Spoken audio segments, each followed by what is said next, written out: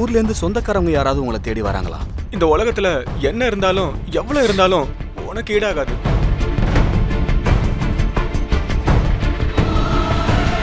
நான் ரொம்ப சந்தோஷமா தான் இருக்கேன். இது வரைக்கும் நீ தனியா கஷ்டப்பட்டுட்ட, இனிமே அது வேண்டாம். நான் உன் கூட இருக்கேன். சந்தோஷம். எதுக்கு எடுத்தாலும் உனக்கு சந்தேகம் தான்.